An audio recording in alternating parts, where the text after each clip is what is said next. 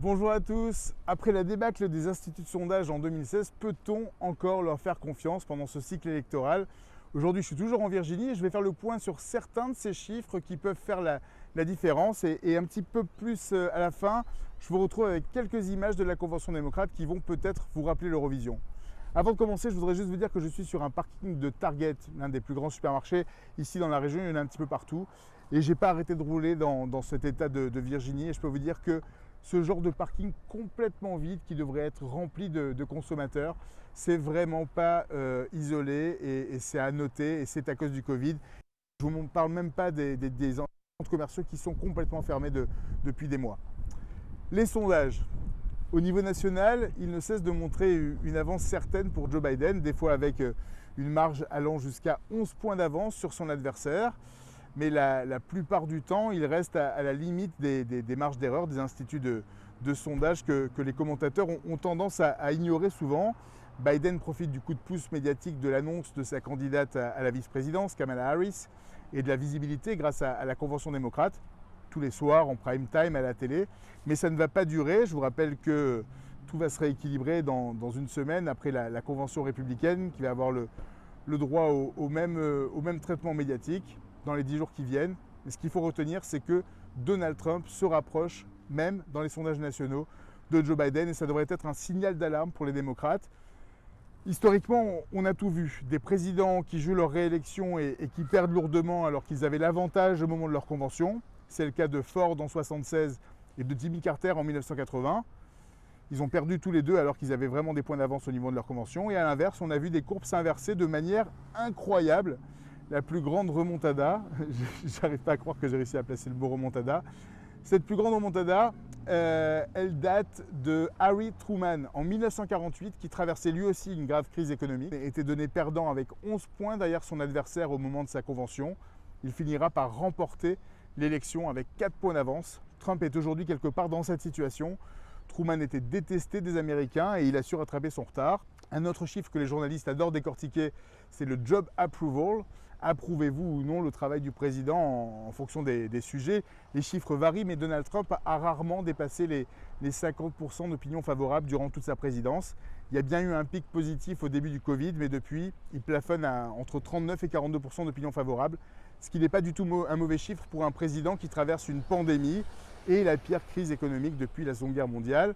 Et c'est justement l'économie qui risque de faire toute la différence, encore une fois, pour cette élection. Les Américains dans leur ensemble font toujours davantage confiance à Donald Trump qu'à Joe Biden quand on leur parle d'argent. Et dans les mots de Bill Clinton face à George H.W. Bush en 1992, « It's the economy stupid », c'est le portefeuille qui va faire toute la différence au moment de voter. Stimulus, aide sociale, emploi. Trump a 2 mois pour convaincre qu'il est le seul capable de relever le pays de la crise économique et de ce chômage qui est historique. Il y a aujourd'hui Trump a 10 points d'avance sur Biden sur ce sujet. Mais ce qui compte le plus au final, ce ne sont pas du tout ces chiffres au plan national qui sont un indicateur mais qui ne font pas l'élection, qui se jouent état par état pour obtenir le fameux Graal des 270 voix du collège électoral en remportant les États pivots, les fameux swing states. Et les indicateurs sont plutôt au vert pour Joe Biden dans des États comme le Michigan ou sa Pennsylvanie natale. La marge est suffisamment grande pour qu'il soit rassuré. Mais il faut absolument qu'il remporte le Wisconsin, la Floride ou même l'Arizona. Sans ces swing states, aucune chance de l'emporter. Comme je ne cesse de vous le répéter, ce n'est pas une élection au suffrage universel, c'est un suffrage indirect qui se décide à l'échelle locale. Et les sondages dans ces États sont d'habitude réalisés par les universités sur place, en partenariat avec les quotidiens ou les chaînes locales. Et ces médias n'ont plus d'argent, ils n'ont pas les moyens de se payer ces sondages qui coûtent très cher par des universités qui sont au ralenti et sans personnel et sans étudiants à cause du Covid. Donc cette année, encore plus que les années précédentes, je me méfie énormément de ces sondages. Il faut continuer de les regarder, mais cette année, plus que jamais, entre le vote par correspondance, le manque de confiance des électeurs et leur retenue à exprimer leur véritable suffrage, leur véritable opinion, il faut rester prudent. Comme promis, un petit point sur la convention, avec le sourire comme toujours. l'un de mes plus grands plaisirs pendant chaque convention que j'ai pu couvrir dans le passé, qu'elle soit républicaine ou démocrate, c'est lorsque les différentes délégations de chaque État sont toutes réunies dans l'immense salle répartie par région et qu'on les appelle les unes après les autres pour qu'elles donnent le résultat de leur primaire. Les délégués sont souvent habillés dans leurs costumes régionaux.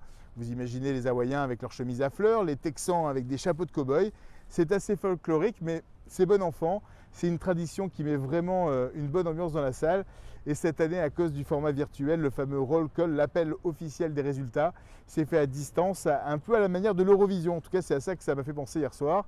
Chaque État attribuant ses points, tantôt à Bernie Sanders qui est arrivé deuxième, tantôt au vainqueur Joe Biden qui a réuni les 1991 délégués nécessaires pour être le nominé officiel du parti.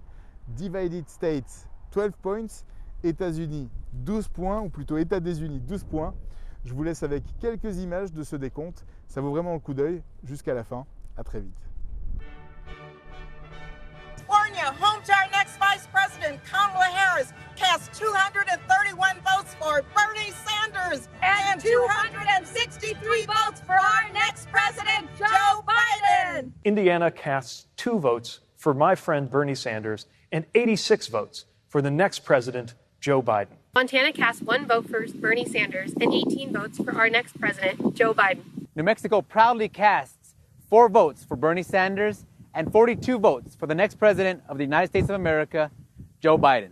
Northern Mariana Islands is proud to cast 2 votes for Senator Bernie Sanders and 9 votes for our next president, Joseph Biden.